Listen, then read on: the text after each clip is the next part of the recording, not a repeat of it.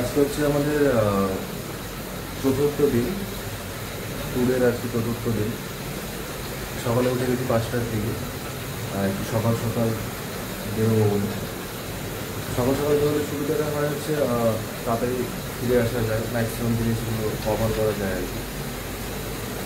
সেই চিন্তা ভাবনা করে আজকে মোটামুটি ভোরবেলা উঠে গেছি।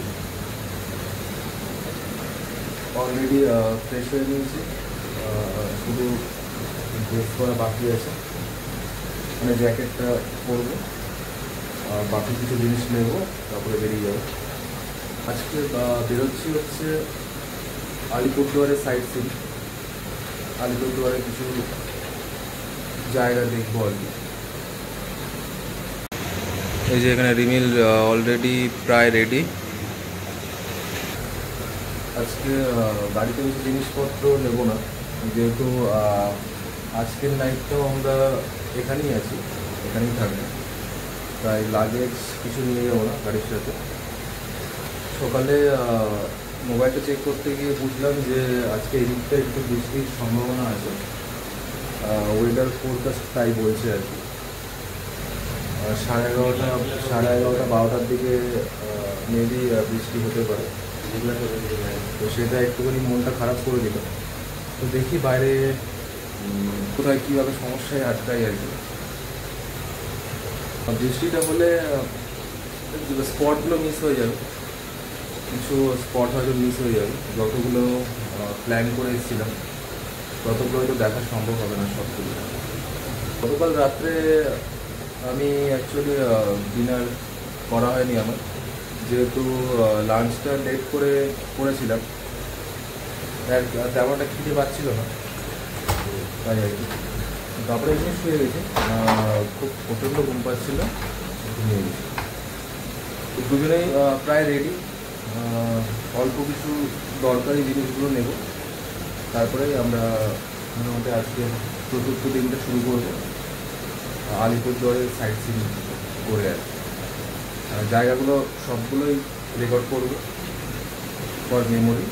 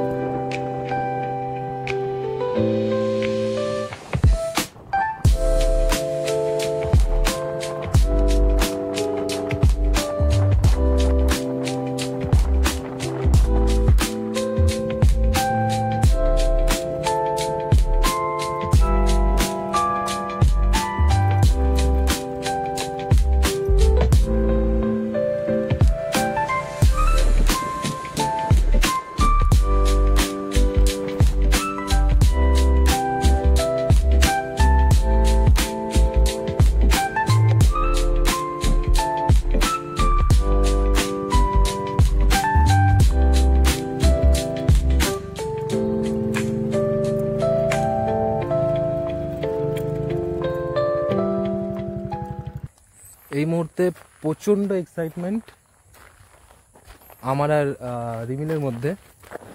তার কারণটা হচ্ছে এই প্রথম বাড়ি থেকে বেরিয়েছি, 3 দিন হয়ে গেছে। আজকে নিয়ে 4 দিন, প্রায় 850 কিলোমিটার এসেছি। তো রিমিল মাঝে মধ্যেই বলছিল যে পাহাড় কখন পাবো, পাহাড় কখন পাবো, পাহাড় কখন পাবো, পাহাড় কখন পাবো। ঠিক আছে, পাহাড়ের দেখা আমরা কিছুতেই পাচ্ছিলাম না, যে কারণে এখানে আসা, বাড়ি থেকে এত দূরে আসা, পাহাড়ের কোনো চিহ্ন খুঁজে পাচ্ছিলাম না এখনো পর্যন্ত। তো এক্সাইটমেন্টটা এই কারণেই, এই প্রথম এখানে যেখানে দাঁড়িয়ে আছি এখান থেকে ফার্স্ট পাহাড়ের ভিউটা আমরা দেখতে পেলাম আমরা ফার্স্ট। তো আমি দেখাচ্ছি একটু পরে, হয়তো পেছনের দিকটা আপনারা পেছনের দিকটা ঠিক দেখা যাচ্ছে কিনা বলতে পারবো না, আমরা খালি চোখে পরিষ্কার বুঝতে পারছি পাহাড়ের রেঞ্জটা দেখা যাচ্ছে। দেখাচ্ছি, ওটা জুম করে যদি দেখানো যায়। আর পেছনে যে পাহাড়টা দেখা যাচ্ছে সেটা হচ্ছে ভুটানের পাহাড়। ওই পাহাড়টা গেলেই এই যে রাস্তাটা দেখা যাচ্ছে, রাস্তাটা সোজা চলে গেছে ভুটানের দিকটা, ভুটান বর্ডারের দিকে। তো যে পাহাড়টা এখানে দেখা যাচ্ছে, পাহাড়টা সবই ভুটান পাহাড়ের রেঞ্জ আর কি। জায়গাটার নাম হচ্ছে ভুটান ঘাট। এখানে একটা ইউথ হস্টেলও আছে, এখানে একটা ওয়েস্ট বেঙ্গল গভর্নমেন্টের ইউথ হস্টেল এটা। এখানেও স্টে করা যায়, কেউ আসলে এখানে স্টে করতে পারে আর কি।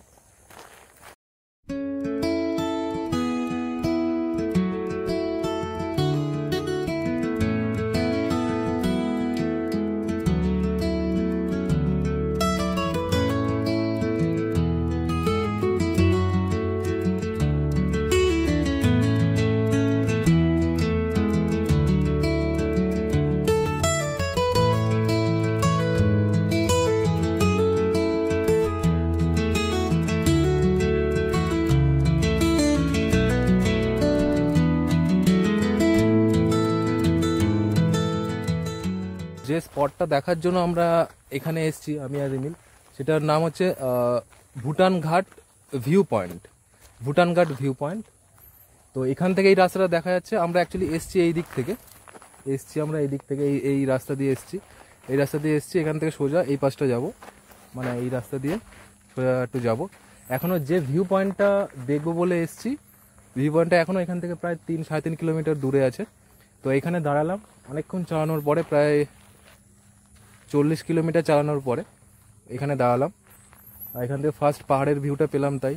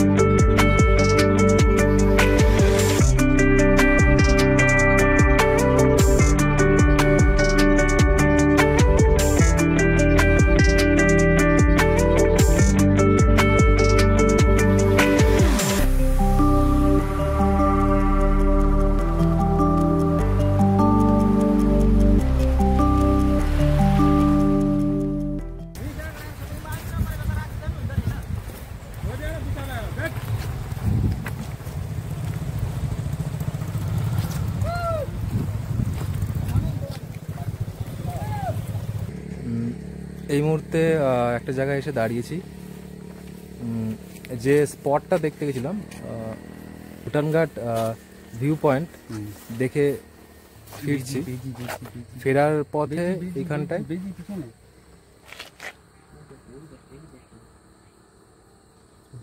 ভুটানঘাট ভিউ পয়েন্ট থেকে ফেরার সময় এখানটায় একটা জায়গায় এসে দাঁড়িয়েছি। লোকেশনটা খুব ভালো, একটা ব্রিজ আছে এই এরকম আর কি, মানে ছোট্ট একটা ব্রিজ আছে, ছোট্ট ব্রিজের এখান থেকে ভিউটা খুব সুন্দর। এখান থেকে একটা ভুটানের হিলের একটা রেঞ্জ দেখা যাচ্ছে, ভুটানের পাহাড় দেখা যাচ্ছে। এখানে দাঁড়িয়ে কয়েকটা ছবি তুললাম আমি আর রিমিল। ভুটানঘাট ভিউ পয়েন্টটা সত্যি খুব সুন্দর, দুর্দান্ত জায়গা, দুর্দান্ত ভিউ। কয়েকটা ভিডিও করেছি, ওটা দেখলে বোঝা যাবে। কিন্তু ব্যাপারটা হচ্ছে এখন 2 মাস আগে নাকি একটা অ্যাক্সিডেন্ট হয়েছিল, যেখানে ওইখানে একজন ট্যুরিস্ট বা লোকাল একজন ওইখানে মারা যায় আর কি। ওইখানে একটা নদী আছে রায়দাক রিভার বলে, রায়দাক রিভারে ওখানে পড়ে গিয়ে ভেসে চলে যায় আর কি। তো সেই কারণে ট্যুরিস্টদের জন্য বন্ধ করে রেখেছে জায়গাটা। তবুও আনঅথরাইজভাবে এখানকার কিছু লোকাল ছেলেরা দেখলো, দেখতে পেলো, আমরা রাস্তার ধারে দাঁড়িয়েছিলাম। তো আমাদের বললো যে আমরা যাবো কিনা ওখানে, তো তার জন্য কিছু টাকা চার্জ করলো। আমরা দুজনে বাইক নিয়ে ওখানে গেছিলাম। ওখানে কিছু ছবিও আছে, ছবিও তুলেছি ওখানে, ভিডিও আছে। কিন্তু যাওয়ার রাস্তাটা ছিল দুর্দান্ত। যাওয়ার রাস্তাটা একদম পুরোপুরি জঙ্গলের মধ্যে দিয়ে, একদম জঙ্গলের মধ্যে দিয়ে। ইভেন আমরা যখন ওখানে গেছি রীতিমতো হরিণের পায়ের ছাপ, হাতির পায়ের ছাপ, লেপার্ডের পায়ের ছাপ ওখানকার লোকালরা দেখালো যাওয়ার রাস্তায়, জঙ্গলের যাওয়ার রাস্তায়। আর আসার সময় একটা হরিণও দেখতে পেলাম, 2টো হরিণ দেখতে পেলাম। মোটের ওপর দুর্দান্ত একটা জায়গা। ছবি দেখলে বোঝা যাবে, দেখলে বুঝতে পারবেন। দুর্দান্ত জায়গা। যদি ওটা ওপেন হয় তখন অবশ্যই রেকমেন্ডেড থাকলো আসার জন্য। দুর্দান্ত ভিউ, দুর্দান্ত ভিউ। সামনেই একদম সামনে হচ্ছে রাইডাক রিভার। রাইডাক রিভারের ঠিক ইয়েতে ওই পারে হচ্ছে ভুটানের পাহাড়, রাইডাক রিভারের ঠিক ধারেই, মানে একদম ভুটানের পাহাড়টা কাছেই, মানে হার্ডলি কত হবে 300-200 মিটার হবে, এরকম এরকম ডিস্টেন্সে পাহাড়টা, ভুটানের মানে পাহাড়টা। এখানে ওয়েস্ট বেঙ্গল, ওদিকে ভুটান।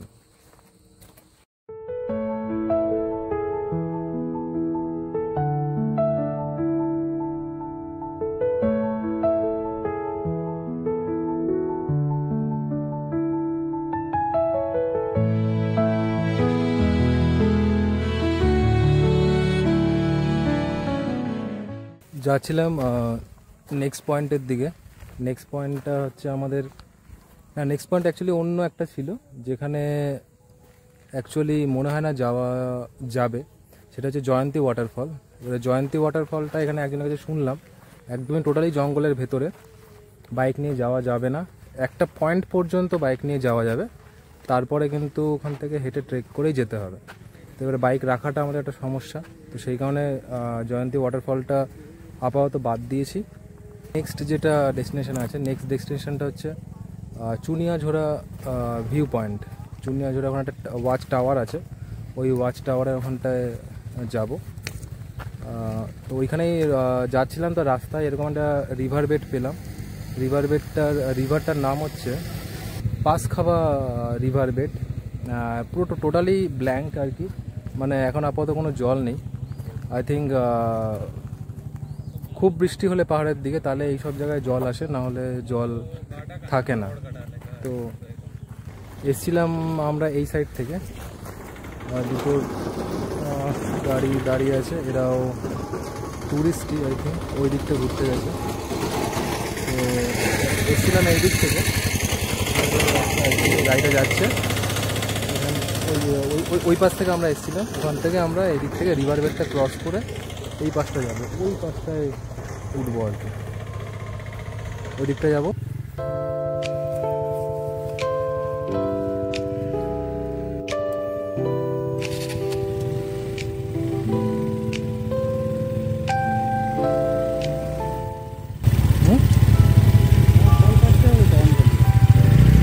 কেন কেন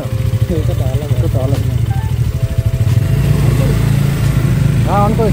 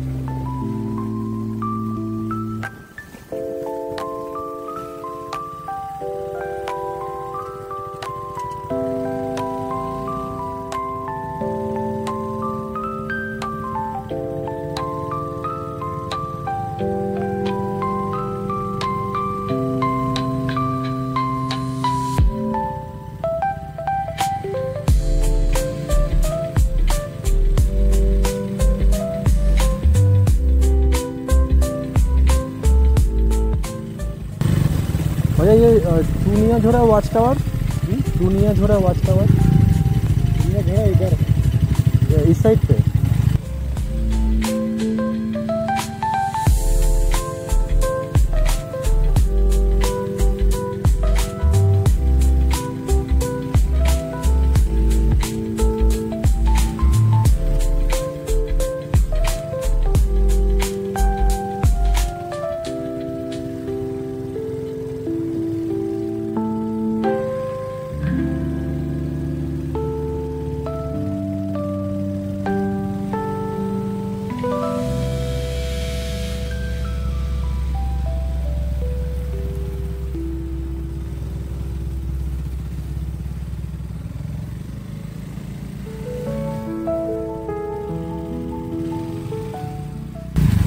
যাওয়া যাবে না।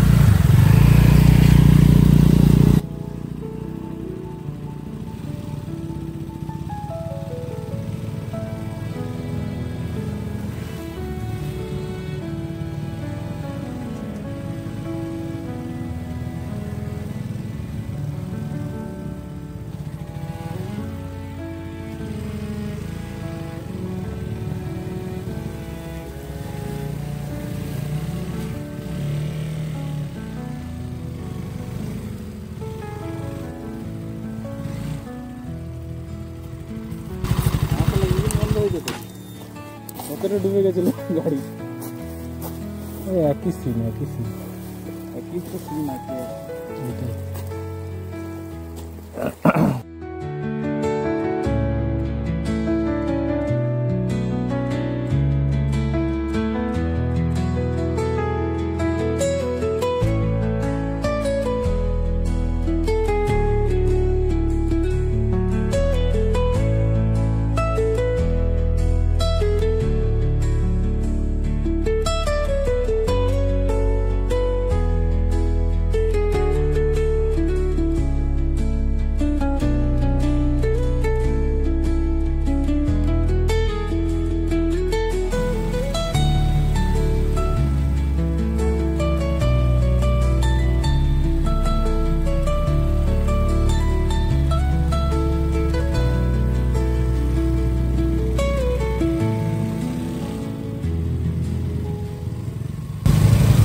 পুরো জঙ্গলের রাস্তা রে, পুরো জঙ্গলের রাস্তা।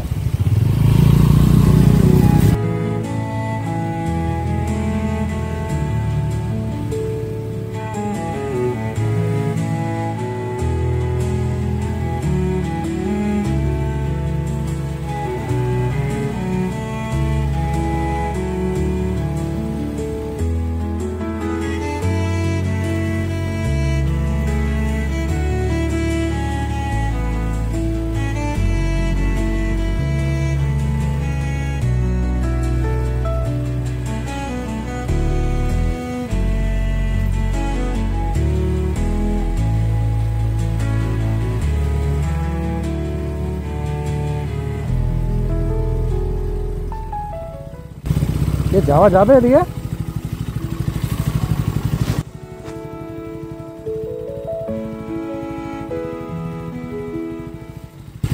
দাঁড়া,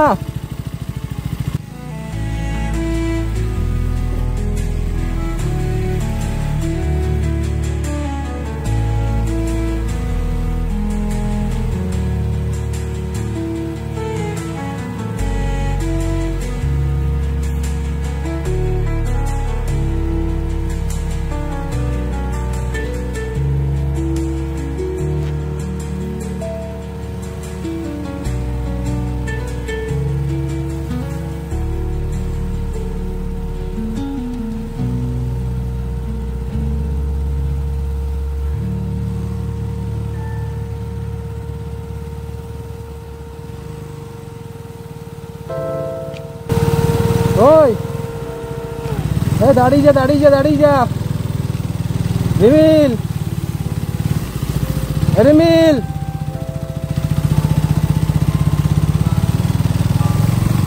রিমিল, ওই ওই রিমিল,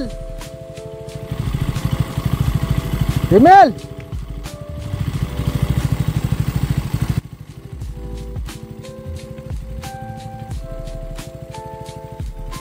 ওই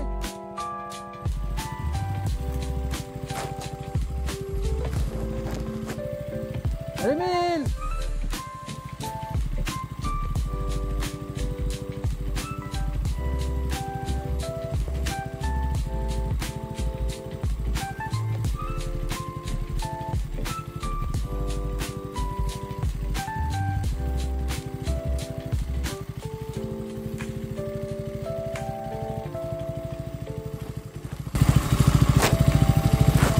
ওদিকে যাবো না, ছেড়ে দে। পুরো পুরো জঙ্গলের রাস্তা আছে এখনো 3.8 কিলোমিটার, বুঝেছিস? ব্যাক ব্যাক করবো ব্যাক করবো ব্যাক করবো।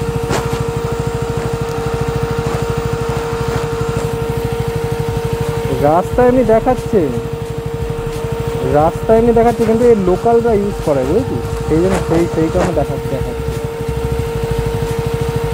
লোকালরা ইউজ করে। এটা রাস্তা অ্যাকচুয়ালি না, বুঝলিস? রাস্তা না, রাস্তা ওইভাবে দেখাচ্ছে ঠিক, কিন্তু রাস্তা না এটা।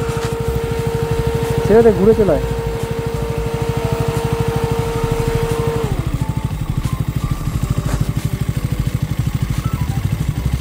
ঘুরিয়ে দে, অনেকটা আছে এখনো, 4 কিলোমিটার।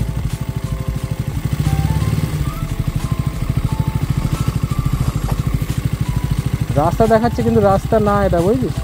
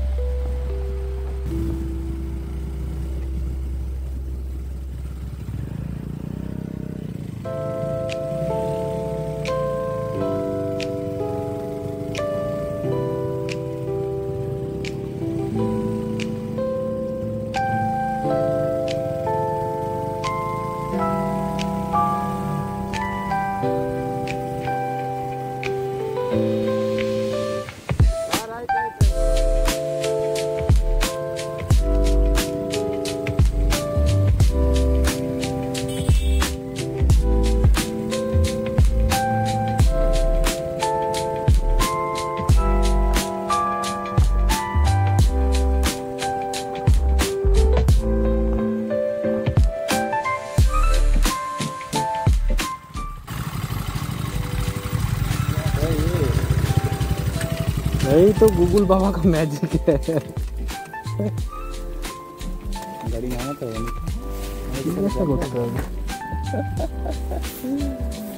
ওই পাহাড়ি দেখা যাচ্ছে বেলা তখন থেকে। চুনিয়াঝোড়া থেকে পানবাড়ি 0 পয়েন্টটা যাচ্ছিলাম। পানবাড়ি 0 পয়েন্টটা হচ্ছে আমাদের 5 নম্বর স্পট ছিল। তো ওখান থেকে যাচ্ছিলাম, তো এক জায়গায় রাস্তায় এক জায়গায় দেখলাম কোথাও কোনো ব্রিজ নেই। এই যে এই নদীটা যাচ্ছে,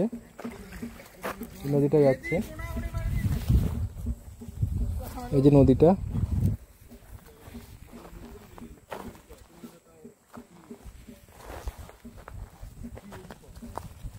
তো এখানে কোথাও দেখলাম পেরোনোর জায়গা নেই, পেরোনোর চেষ্টা করছিলাম, কিন্তু এখানে দেখলাম কোনো পেরোনোর জায়গা নেই।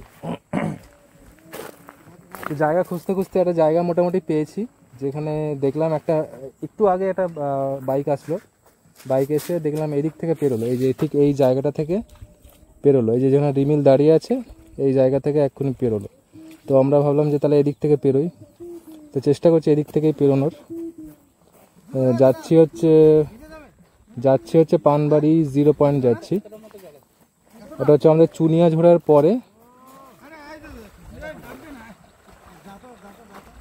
নেক্সট স্পট ছিল হচ্ছে আমাদের পানবাড়ি 0 পয়েন্ট। এটা ওই দিকটা ঠিক যেতে হবে, ওই দিকটা যেতে হবে।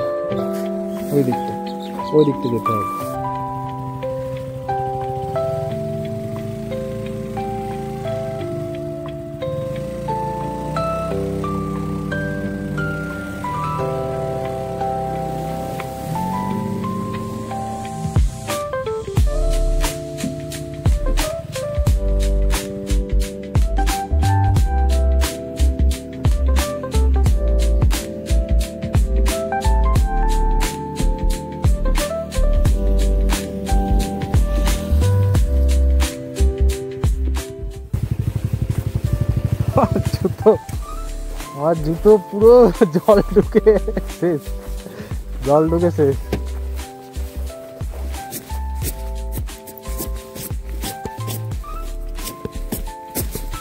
ওদিক থেকে মানে রাস্তা আছে নিচে নামার, মানে আলিপুরদুয়ার যাওয়ার। চলো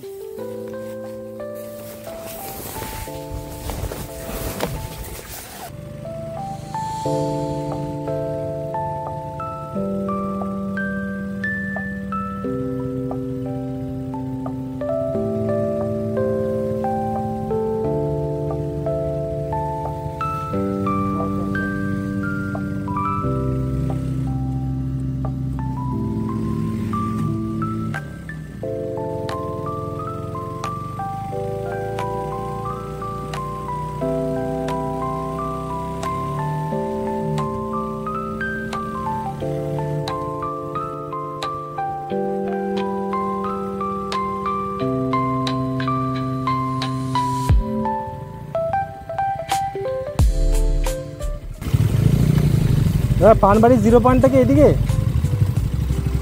হ্যাঁ এটাই 0 পয়েন্ট?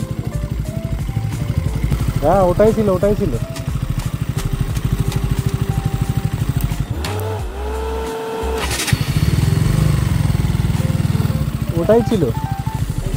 ভিউ পয়েন্ট, ওটাই ছিল। কিন্তু এখানে একদম লেখা ছিল, এখানে একদম লেখা ছিল যে পানবাড়ি 0 পয়েন্ট বলে লেখা ছিল।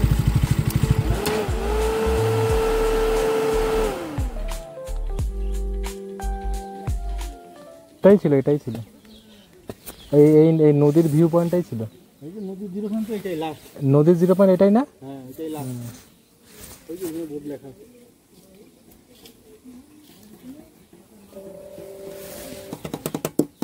ওই পাহাড়ের ভিউটা ছিল, পাহাড়ের ভিউটাই ভালো ছিল। সেম পাহাড় কিন্তু এটাই। পাহাড় ওই দিক থেকে এক দিক থেকে এক এক রকম দেখা। দেখছি তখন একটু কোথাও একটু চওড়া দেখাচ্ছে, একটু মানে দূরের দেখাচ্ছে। আসছেন কোন দিক দিয়ে? আমরা জলপাইগুড়ি শিলিগুড়ি হয়ে। ও সেবক দিয়ে আসছেন? না শিলিগুড়ি হয়ে ফুলবাড়ি হয়ে এসেছি। ফুলবাড়ি হয়ে আলিপুরে ছিলেন? আলিপুরে ছিলাম। আলিপুর এখন আপনারা কোন দিক থেকে আছেন? রাজাবাদ হয়ে দিক দিয়ে? না, আলিপুরদুয়ার আমরা প্রথমে গেছিলাম হচ্ছে সেই ইয়েতে কি বলে ভুটান ঘাট। ওই রাস্তায় গেছিলেন? ওই রাস্তায়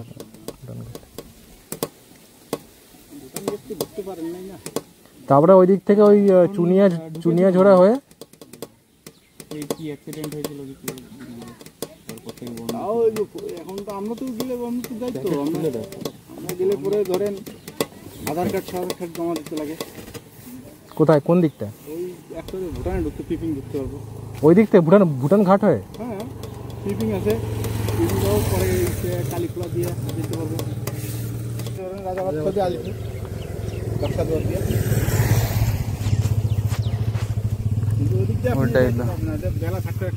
না ওই দিক দিয়ে আসার চেষ্টা করছিলাম ভুটিয়া বস্তি, ওটাও দেখার ইচ্ছা ছিল। ওখানে একটা ওয়াচ টাওয়ার আছে, ভুটিয়া বস্তি ওয়াচ টাওয়ার বলে। এখানে কি মেঘের দিন আর খুব কুয়াশার দিন যাচ্ছে না। আর তারপরে ওই আর চুনিয়া জোড়া থেকে যে রাস্তাটা ভুটে বস্তি যাচ্ছে, ও তো সে জঙ্গলের মধ্যে দিয়ে, ও তো রাস্তা না, ওটা একটা জানা নদীটা, ম্যাপে দেখাচ্ছে রাস্তা, ওটা একটা নদী মনে হলো। পুরো তো জল আসছে তো, যেটা ফরেস্টের ভিতর দিকে, ফরেস্টের ভেতর দিয়ে, ওটা রাস্তা না তো, ওটা কি ওটা নদী? ওটা আমার তো মনে হলো নদী কোন একটা। নদীটা পার হয়ে পড়ে রাস্তা। হ্যাঁ পার হয়ে রাস্তা। আপনার নদী পার হচ্ছেন? হ্যাঁ নদী পেরিয়ে গেছি, কত দূর গেছেন? নদী পেরিয়ে প্রায় 1 কিলোমিটার কাছে, ভিতর দিয়ে রাস্তা, প্রায় 1 কিলোমিটার মতো গেছিলাম। পিচের রাস্তায় জায়গা জায়গায় পিচের রাস্তা আছে, আমার ভাঙে গেছে বন্যায়। তাহলে আমরা ভুল রাস্তায় ঢুকলাম নাকি? আমরা তো একটা জায়গা থেকে রাস্তা ছিল, আবার বন্যা হয়। আমি তোমাকে বললাম না একটু এগিয়ে গেলে একটু শুকনো পেতাম। বাইক ঠাইক খুব সাবধানে। নদীটা না এরকম বেঁকেছে, দেখো এরকম হয়ে পুরো ইয়ে বরাবর রাস্তা বরাবর চলে এসেছে। এরপর আমরা ভয় আর করলাম না, গেলাম না ওই দিকটা। আমরা তো যাই তো। তারপরে হাতির সেই ইয়েটি না ঠিকই আছে, না যাওয়াটা ভালো হয়েছে, কেন ওইখানে গন্ডার সন্ডা বেড়াবে। গন্ডার বেড়ায়? হ্যাঁ, বাঘ বেড়ায়। ওরে বাবারে, বাইসন বেড়ায়। বাঘ তো যেমন ধরুন বাইসনের সামনে, বাইসন তো মেরে দেবে। তারপরে দেখছিলাম যে কেউ তো নেই, আমরা দুজনেই যাচ্ছিলাম। দুজনে করে যাবেন না এখানে, একমাত্র মঙ্গলবারে কিছু লোকজন আসা যাওয়া করে, এইখানকার লোকের যায় ওখানে ব্যবসা করতে। আচ্ছা, ওখানে বাজার আছে তো। এসছিলাম চুনিয়া, সরি কোথায় এসছিলাম হচ্ছে পানবাড়ি 0 পয়েন্ট দেখতে, কিন্তু এটা এমন একটা সিচুয়েশন হয়ে গেছে যে পানবাড়ি 0 পয়েন্ট আমরা পেরিয়ে চলে এসেছি, কিন্তু বুঝতে পারিনি যে ওটাই পানবাড়ি 0 পয়েন্ট। ব্যাপারটা এরকম হয়ে গেছে, এইখান থেকে কাছেই আছে একটুখানি। তো ওইটার অবশ্য একটা ভিডিও আছে। ভিডিওটা হচ্ছে ওখানে যে রিভারটা আছে, সেই রিভারটা পেরোচ্ছি আর কি। তো ওইখানেই একটা হিল ভিউ আছে, ভুটানের পাহাড় দেখা যায় ওখান থেকে। তো ওটাই হচ্ছে পানবাড়ি 0 পয়েন্ট অ্যাকচুয়ালি।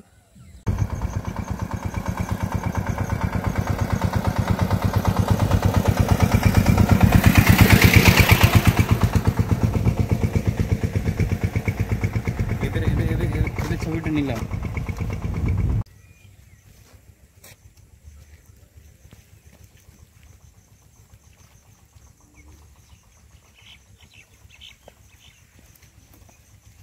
অবশেষে একটা দোকানে ঢুকেছি।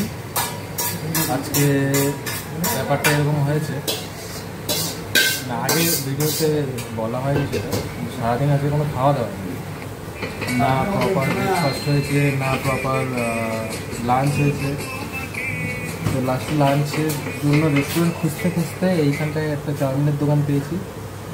তো চাউমিনের দোকানে চাউমিন খাবো, চিকেন চাও অর্ডার দিয়েছি, যাই না দিই, তারপরে বুঝতে পারবো কেমন। যাই হোক আর কি, এখন বাজে কটা বাজে? এখন দেখি 3:47 বাজে। এখন লাঞ্চের নাম করে আমরা চাউমিন খাচ্ছি, সারাদিন ঘুরে বেড়াচ্ছি। ব্যাপারটা হচ্ছে একটা বড় গন্ডগোল হয়ে গেছে।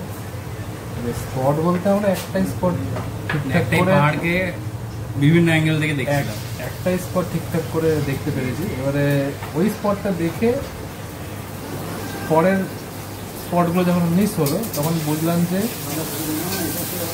ওই পাহাড়টাই সেম পাহাড়ি, যে পাহাড়ের স্পটের কথা হচ্ছে সেই সেম পাহাড়ি, এদিক ওদিক করে বিভিন্ন স্পট আর কি আছে, কিন্তু সেম পাহাড়টা সেম, প্লাস রিভারের কিছু ভিউ আছে, ওগুলো নিয়েই ভিউ পয়েন্টগুলো আছে, স্পটগুলো। এই যে রিমিল বসে আছে, রিমিল খিদে অবস্থা খারাপ। রিমিল খিদে কত খিদে পেয়েছে কেমন?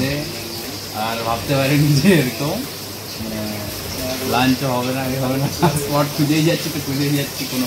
হ্যাঁ, একটু ঘোরাঘুরির মধ্যে আজকে বেশি থেকে গেছি। প্লাস আরেকটা সমস্যা হয়ে গেছে, যেটা হচ্ছে অ্যাকচুয়ালি আমরা যেদিকটা গেছিলাম সেদিকটা কোনো ওরকমভাবে রেস্টুরেন্ট বা খাবার দোকান অ্যাকচুয়ালি নেই। মেন সমস্যাটা হয়ে গেছে ওখানেই। তো এবারে ওই দিক থেকে ঘুরে আসার পরে এখন আলিপুরদুয়ারের দিকে যাচ্ছি, আমাদের হোটেলের দিকটা। হোটেলের দিকে যাওয়ার রাস্তায় ওই একটা ছোটো একটা ফাস্টফুডের দোকান পেয়েছি, তো ওখানেই খাচ্ছি আর কি। লাঞ্চটা আজকে এইভাবেই হচ্ছে। চোখ মুখের অবস্থা খুব খারাপ, দেখেই বুঝতে মানে বোঝা যাচ্ছে খাওয়া দাওয়া না করলে যা হয়। আর সারাদিন সকাল থেকে ঘুরছি।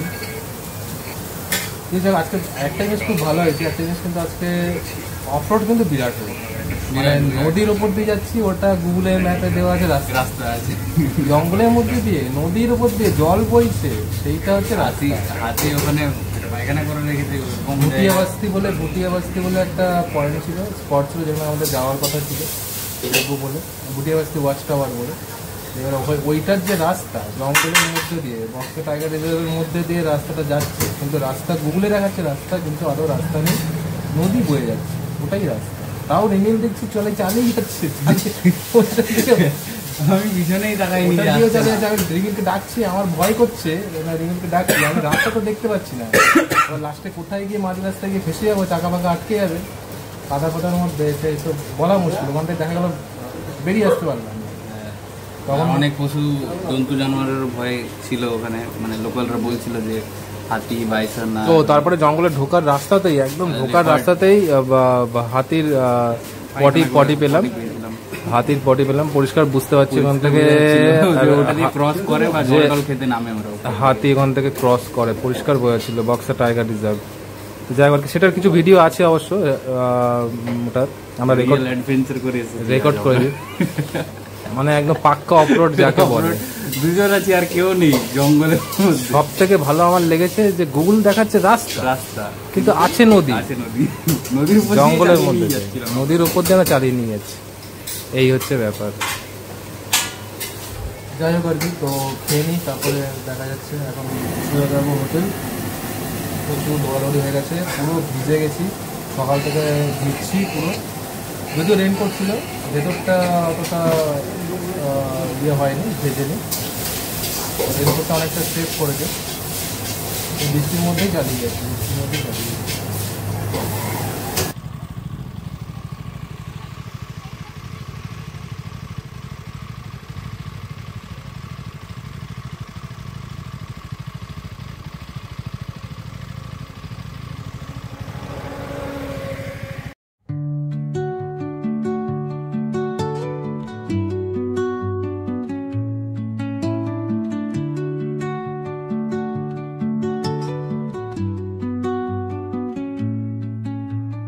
Under the boughs where the shadows play, the wind hums songs at the break of day.